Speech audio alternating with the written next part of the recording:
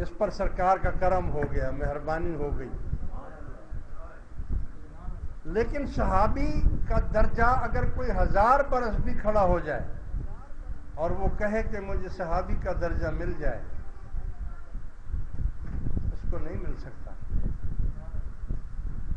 اسی طرح تابعین کا درجہ، جس نے صحابی کو نظر ایک محبت کی نظر سے دیکھا اور جو صحابی کی صحبت میں بیٹھا، وہ تابعین کہلاتا ہے.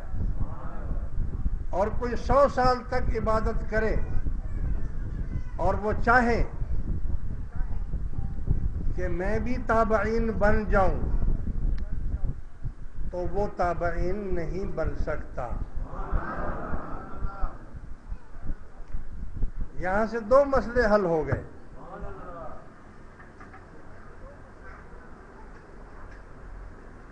اور اگر کوئی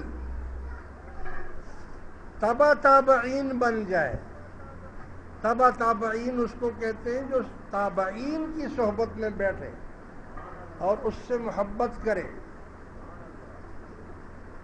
اگر وہ بھی 100 سال تک کوئی کھڑا رہے اور کہے کہ میں تبع تابعین ہی بن جاؤں، تو وہ نہیں بن سکتا.